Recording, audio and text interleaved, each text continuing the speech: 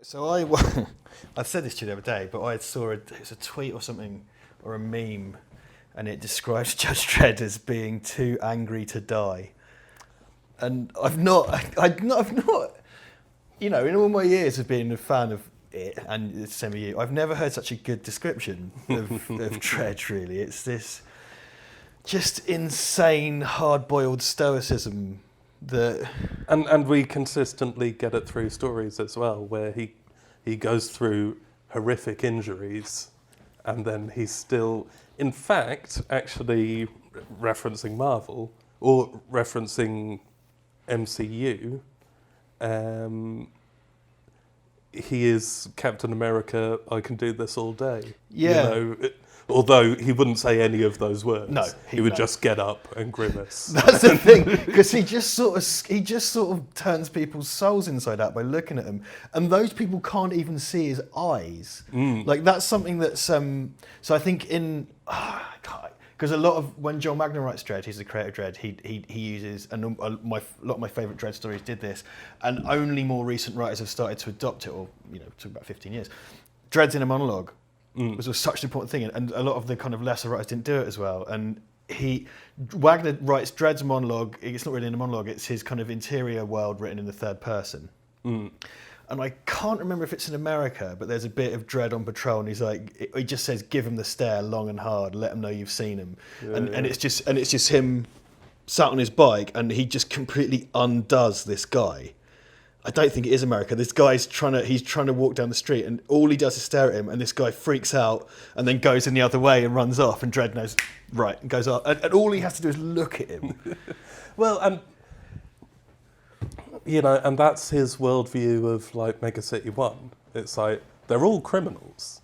You know, it's just a case of who's getting busted today. I don't, you know... That's the thing, because in a way he's not serving the public, because the public are all criminals. You know? Yeah, because I can't remember if the system. I don't think the system is still innocent till proven guilty, but it doesn't really matter because you're proven guilty instantly on the street. So well, it's unclear. That's one of the problems of Mega City 1 is the actual nuts and bolts of the judicial system are a bit weird. Because what's that guy, like Judge Dredd's, there's a character that Joel Magner introduced, and he was called like Public Server number 347 or something, I can't remember. He's your publicly issued lawyer. It's a robot whose chip is broken, so he has no inner monologue.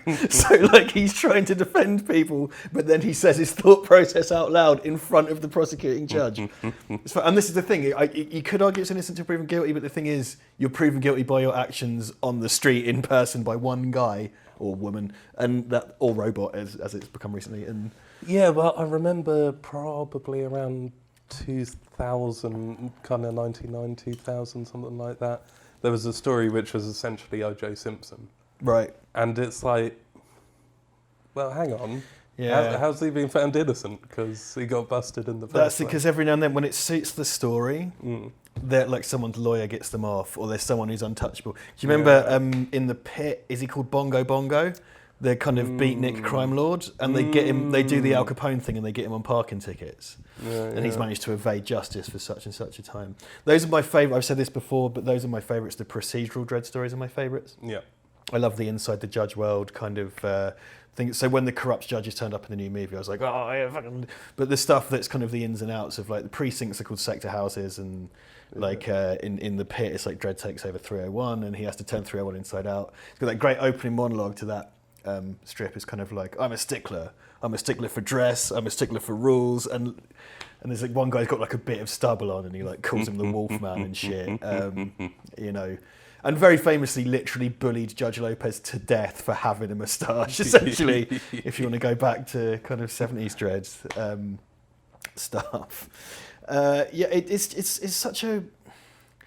It's such a hard character to sort of, because people ask me like, what's it all about, and what's this and what's that, and it's like, he never changes, except he does in this really glacial way, and you can kind of say he's too angry to die, but it's a bit simplistic because he's got this insane moral code that is essentially the penal code of the city he lives in, and beyond that, I mean, he forms friendships, but not like loosely. I mean, in terms of who is it, like I think Anderson. He learns to respect some people. You know, I think it's fair to say no one gets respect, you know, as a starting point. You know, anyone in the Dredd world either never has Dredd never respects in any way, or he slowly, like you're saying, Anderson. It's a really slow glacial progression. They encapsulated that very nicely in the film as well, because like it's not done exactly the same in the comics. But when Anderson first meets Dredd, he's kind of like, "What the fuck is this?" Of course, he would never say that. Yeah.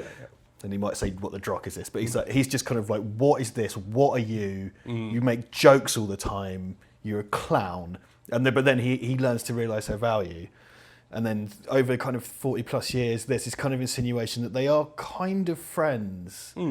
But there's not, because Judge Dredd has, say, Anderson, possibly Hershey, and that's been really kind of fractious in recent years. He has a niece, so there's his niece over whom he has clearly some kind of paternal bond, but in the most Dredd way possible. And in those nice little... It's this horribly dysfunctional kind of father figure thing, where it's like, you might see him once a year if you're lucky. And that's because someone kidnapped you. Yeah. And it'll be this horribly awkward, solemn situation. But that's as close as he gets to. Another, I can't remember what strip it's from. I think it might have been the Brothers of the Blood thing. But it's like, he has a niece, basically. And she... Vienna Dredd. Vienna Dredd, yeah. Oh, well, Vienna something else, because she... Pasternak, née Dredd. I think she goes under Pasternak still. I don't know, but... like she was raised over here. She was taken. He rescued her when she was a very young girl, and she went to live in Britain.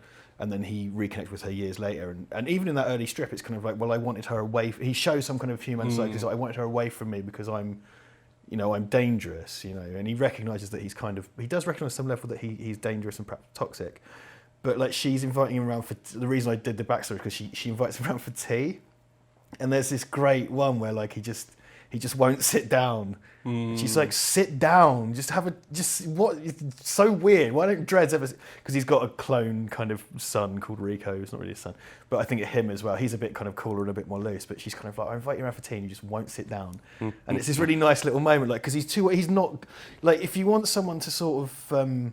If you want a man with both his legs broken and only a toothpick to kill 100 bandits on flying surfboards with machine guns, Dredd's your man. If you want someone to sit and have a nice conversation over biscuits, Dredd is not your man. Yeah. Well, that's the thing. He's this kind of weird contradiction because he's the hero of a totalitarian fascist state where all citizens are subservient to the justice system, if you will.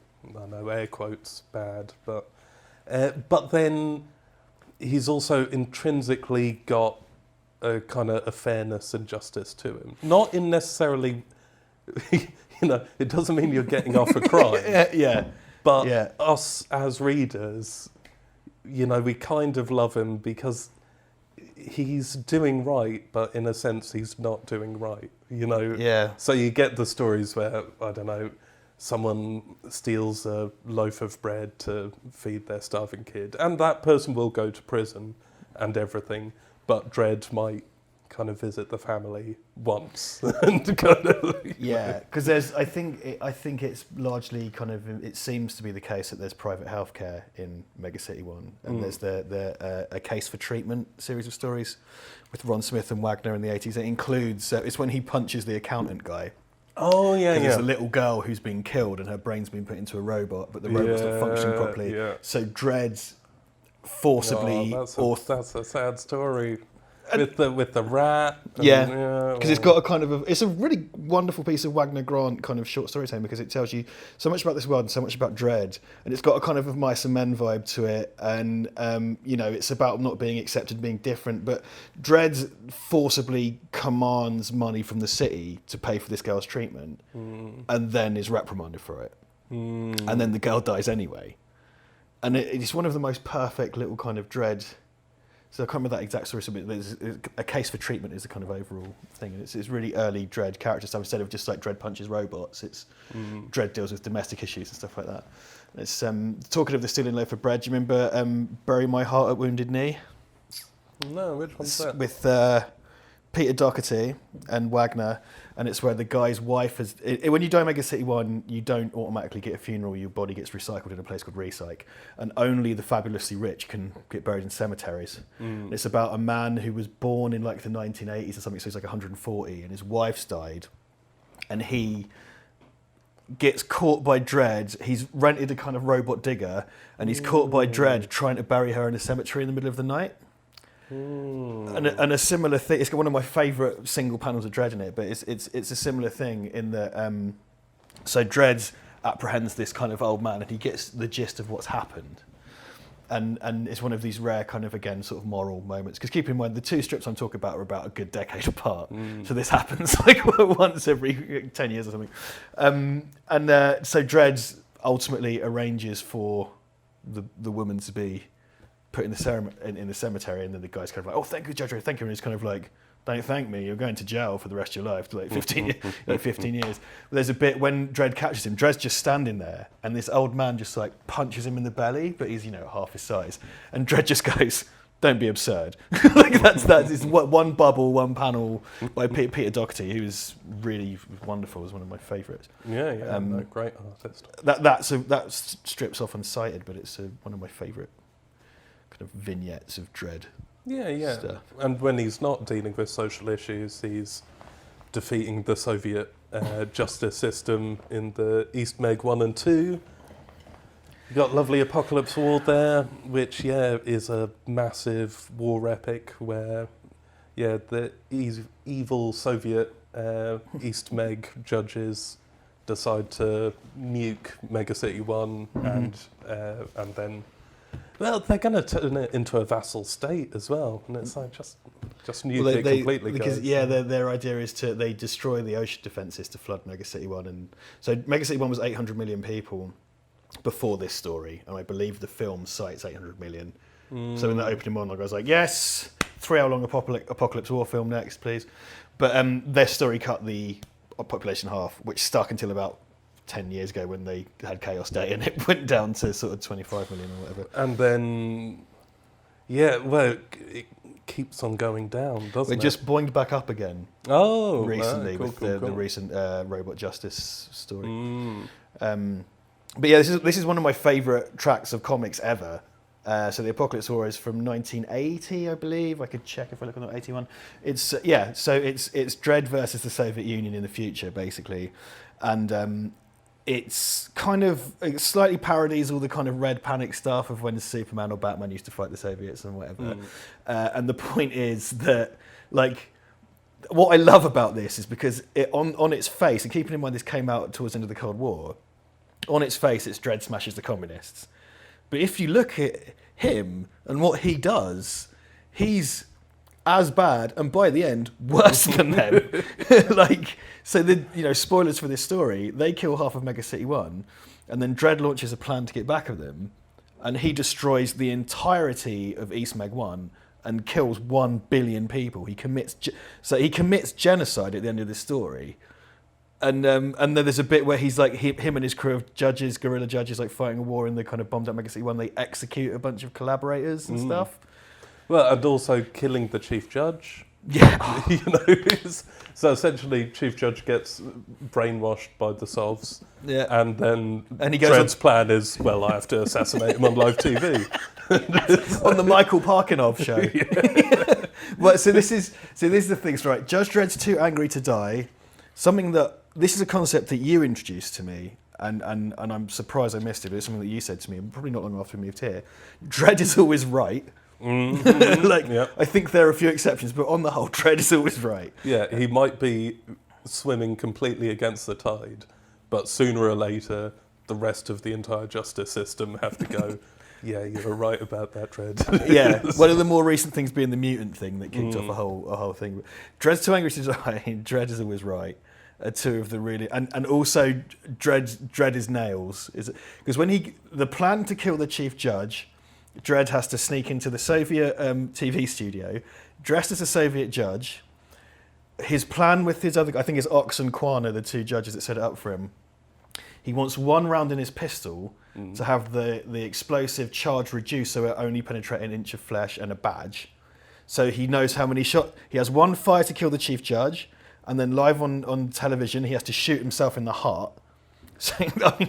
So he shoots himself in the heart so they think he's dead. They drag him off, and then he comes back to life and murks them all, sets fire to the Grand Hall of Justice, and fucks off through a tunnel with a robot and his batty Italian landlady. Oh, God, yeah.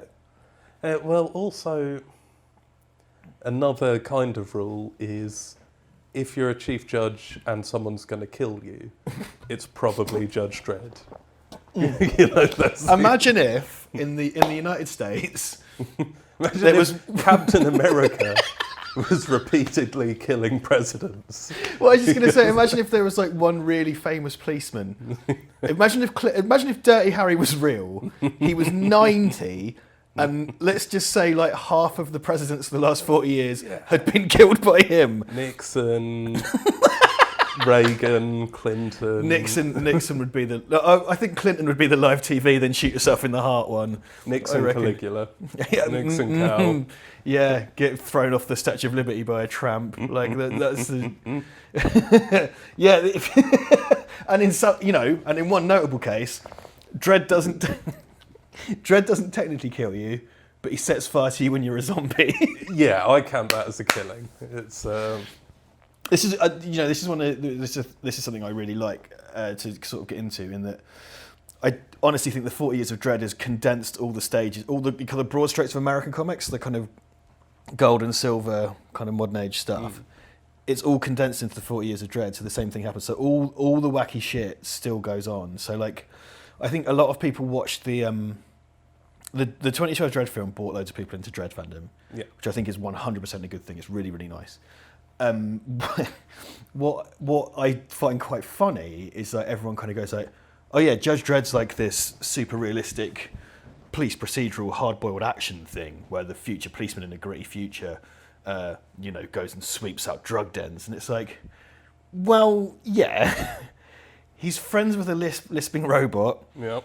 He travelled to the future and had a punch up with his own zombie. Became a werewolf. That's that's Cry of the Werewolf with the late great Steve Dillon. One of my favourite stories. Artwork. Became a werewolf, fought predators, met Batman, fought xenomorphs, fought time-displaced Luftwaffe in space attacking a giant floating burger restaurant. Very recently got into a fight with some revolutionary chimpanzees that were trying to take over a giant lift. Imprisoned the devil. Imprisoned gods. Imprisoned the actual Judeo-Christian devil, and then years later was teleported by said devil, whilst naked, armed only with a book and a loofah, into the prison cell of his cyborg ex-nemesis, and forced to fight them in a musical episode in the medium of comics. Also, for singing and dancing kind of zombie creatures with English mutant bounty hunter from Milton Keynes. From Milton Keynes, from Parallel Dimension / Possible alternate future. Yeah, possible alternative future. And the zombie creatures were being led by a necromancer who would soon become a beheaded, tentacled killer creature. Who had at his side a zombie version of Dennis the Menace, who was his childhood bully. Good shout. Because this is the thing. If you took the one-to-one script of the Dredd film and released that as like a 5 or 6 part Dredd comic, it would be like, oh well, this is a bit plain, but this is a cool Dredd story. Is because that's what I like. That fits in. If you wanted to then do this, I'm not at all suggesting you should, but if you then did the second film and it was about flying surfboards and interdimensional lizards and space aliens and blah blah, like it'd be totally legit. It would fit in with what we know. And I think firstly the 2012 Dredd film, I think it's budget. Because I get really frustrated with people going like, oh, it's rubbish. Why didn't they do the Apocalypse or the League of Fatties? And it's kind of because that would have cost $500 million fucking dollars. Like, of course not. Like, there's no version of that where that was going to happen. But there's room for it, and I kind of like, I get asked a lot. Hi Boris. Boris's Patreon. He asked me like directly, what do you recommend? And I just did in the mailbag video. I suggested a bunch of stuff which included the Apocalypse War. Apocalypse War is a great one to split the difference, because it's, if you want, I hate the fucking term gritty. It's such bullshit. But if you want a sort of hard-boiled, gritty Dredd story, it is that. But it also has a bit where they launch incoming missiles into a peace dimension. Yeah. So they have a thing called the Apocalypse Warp. So when the missiles come in, it sends the missiles to another dimension, and it just, this is pure black Wagner Grant humour. So that when you fire your TADs. Yes, that's right. Total annihilation devices, capable. I think they're capable of destroying the entire planet, because that mega. Oh god, this is another thing, because the ultimate outcome of the Apocalypse War is like, they should have bombed Mega City 1. Like because Mega City 1's East Mega 1 bomb half of Mega City 1. Mega City 1's retaliation are nuclear devices called TADs, Total Annihilation Devices. And Mega City 1's response to being half bombed by East Meg 1 is to unleash enough weaponry to literally destroy the entire Earth. Like, fuck just the Soviet Union. And it's a great comment on mutually assured destruction. It's like, you're killing billions of people that aren't even involved.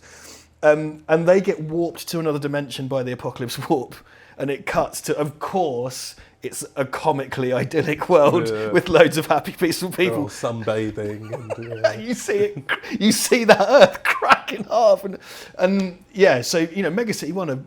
And anyway, but I'm digressing. But like, that's a cool kind of. It's like a boys' own adventure commando comic war story, and it's got tinges of the mental sci-fi shit in it. But it's also, it splits the difference, because it's a kind of cool violent war story. And that's the thing. And nowadays there are some really great collections of some of the classic stories, like Apocalypse War, America.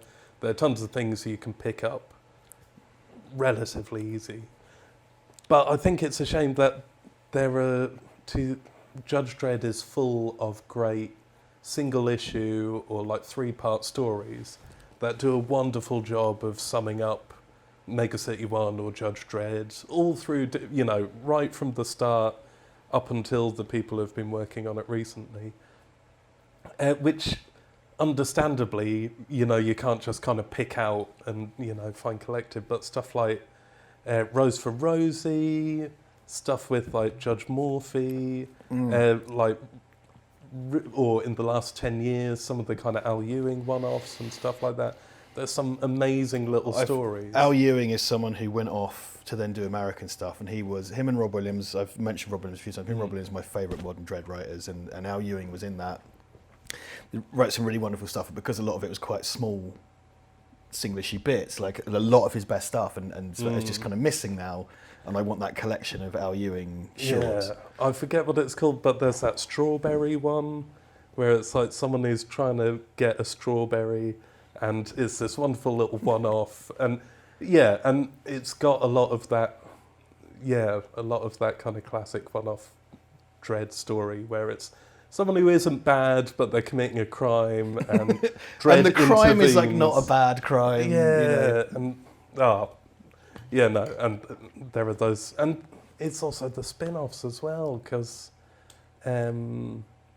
Chopper starts off as this sky surfer who, is the equivalent of a skateboarder at the time, and he's a teenager and he dicks about and he does graffiti and blah, blah, blah.